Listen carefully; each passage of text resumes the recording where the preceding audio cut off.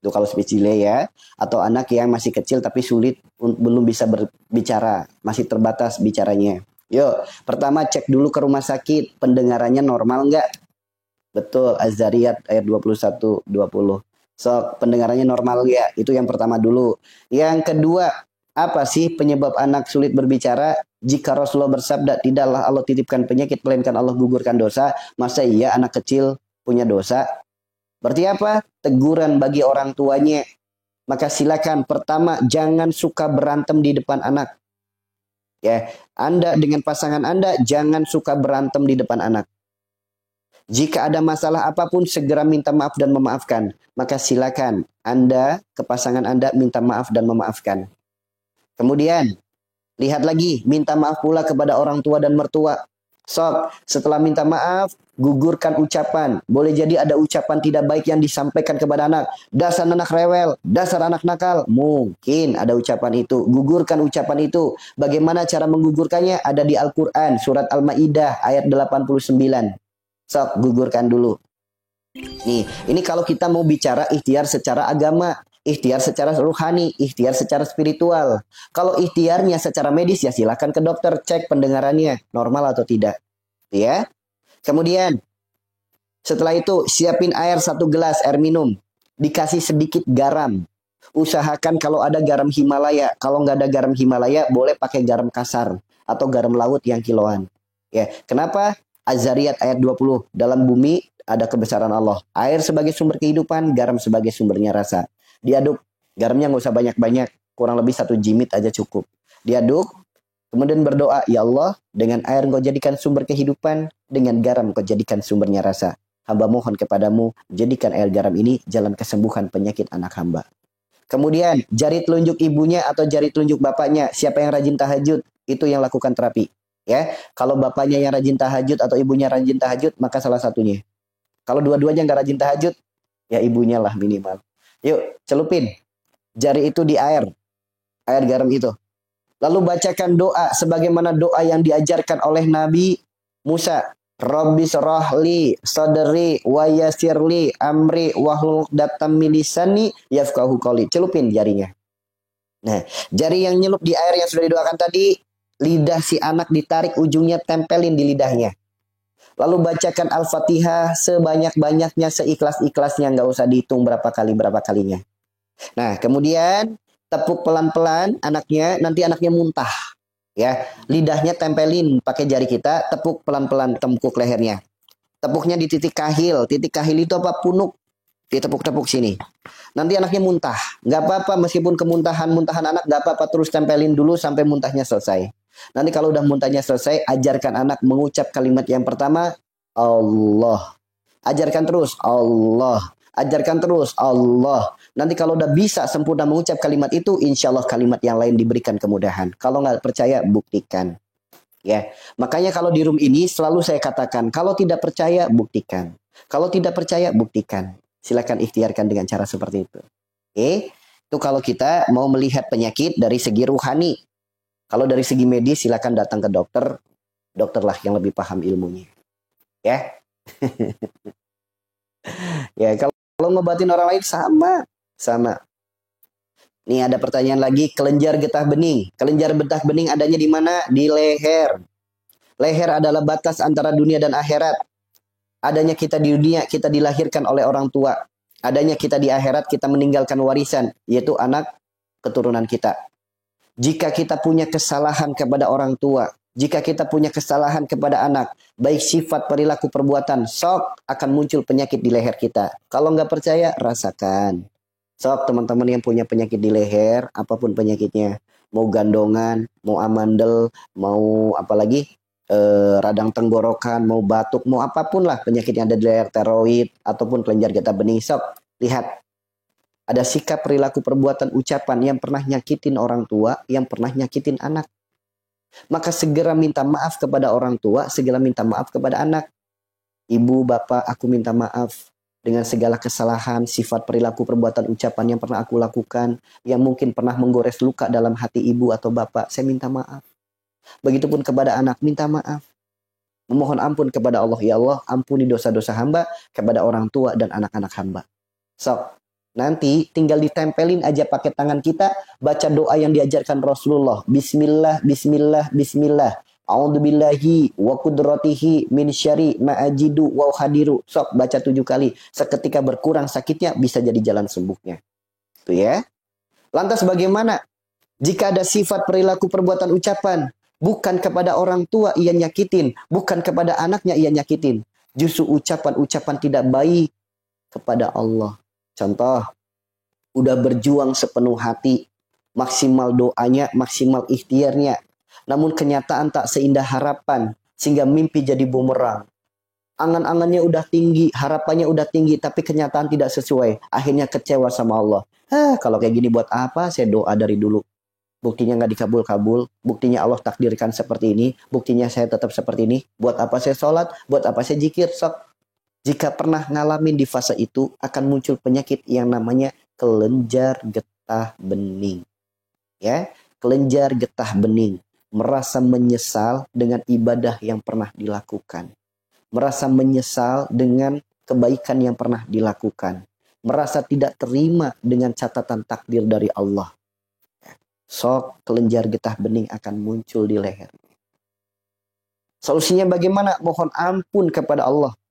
Jika ada sifat perilaku perbuatan ucapan yang pernah menjadi hal-hal gerbangnya dosa, mohon ampun. Mohon kepada Allah agar diberikan hati yang lapang, hati yang ridho menerima catatan takdir, hati yang sabar dalam menjalani segala takdir. Sok minta. Kemudian apa? Hanya cukup tempelkan telapak tangan kita di bagian tubuh yang sakit.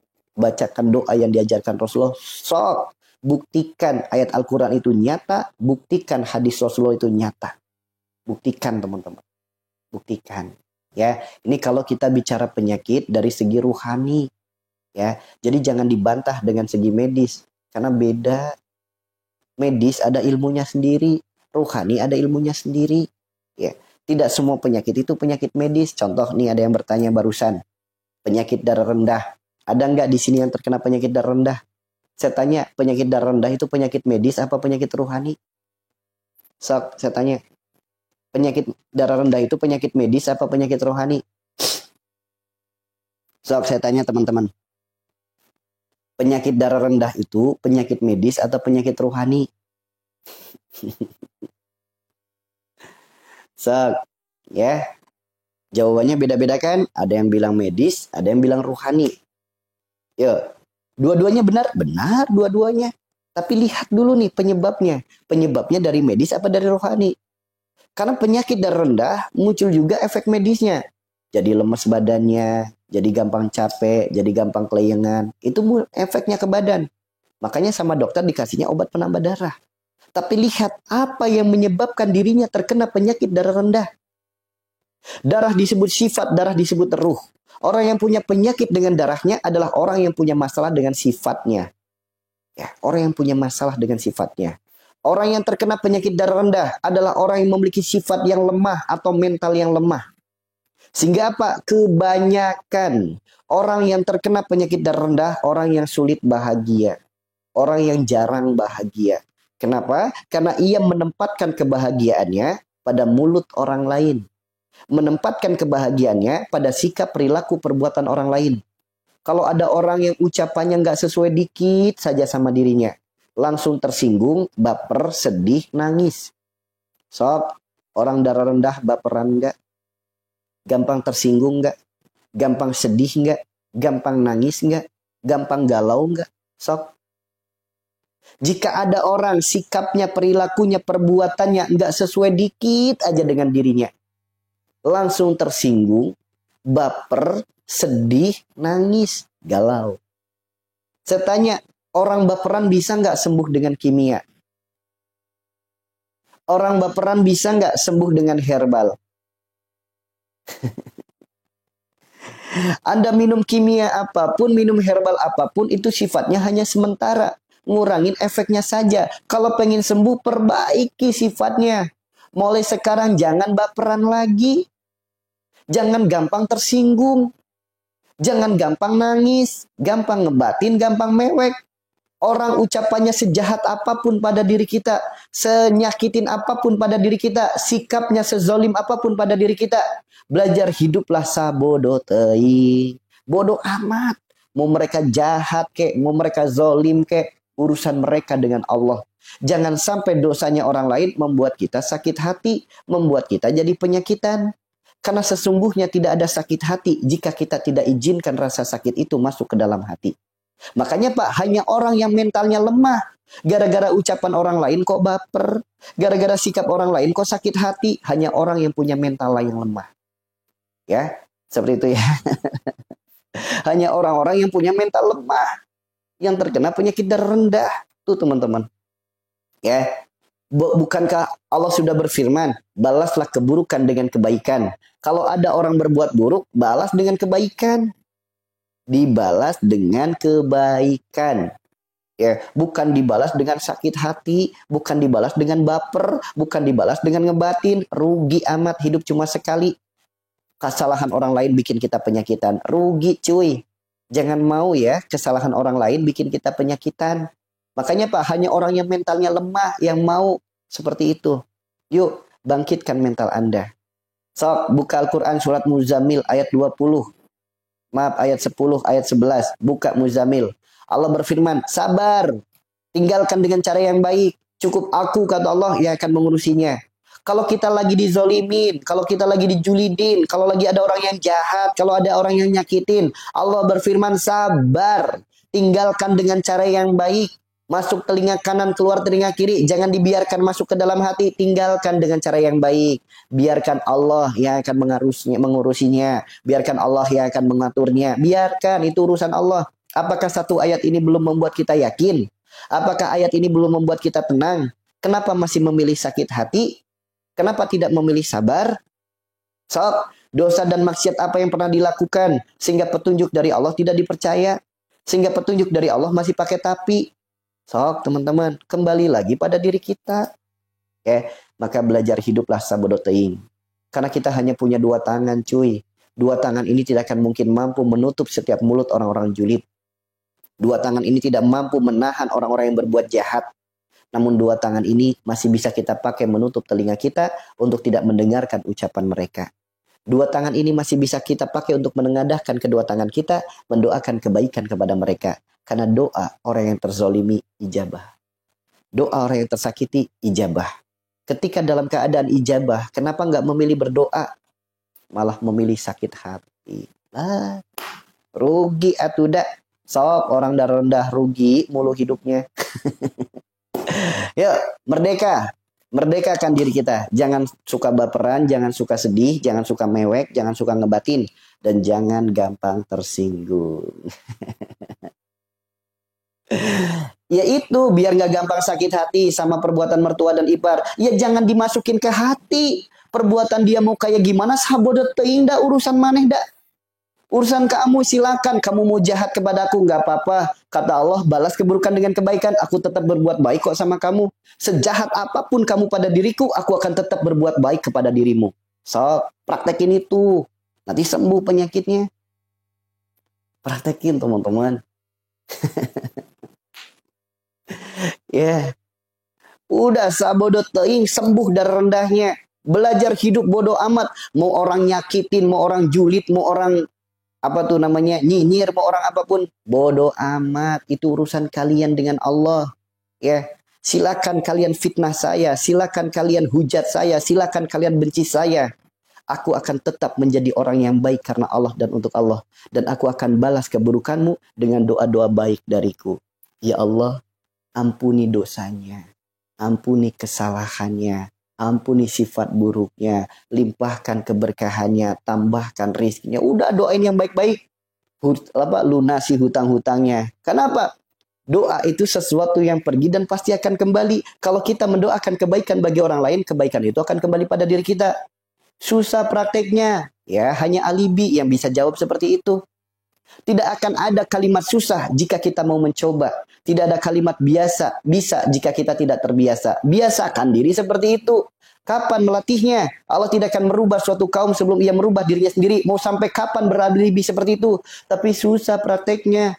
Jalanin dulu, jangan bilang susah dulu. Kulu kalam ad-doa. Setiap ucapan adalah doa. Kalau kita bilangnya susah, maka susah beneran. Bismillah, aku akan berubah. Bismillah, aku akan lebih baik lagi. Gitu dong cuy. Ya, jangan beralibi dengan kesalahan. Kenapa? Orang yang senantiasa beralibi itu adalah sifat-sifat daripada setan.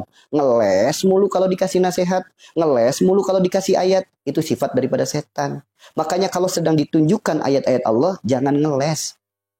Itu adalah sifat daripada Bani Israel. Ngeles mulu kalau dikasih nasihat. Ngeles mulu kalau dikasih petunjuk. Ya, udah.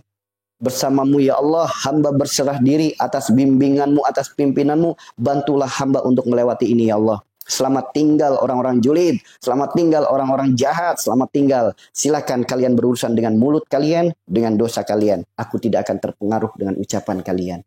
Gitu dong. Bangun mental block. Nah, itu namanya dibangun mental block. Paham di sini teman-teman? Udah. Adanya agama itu untuk diikuti, bukan untuk dingeyeli. Ngakunya umat beragama, ada petunjuk dari agama, ngeyel. Lantas agamanya kayak gimana?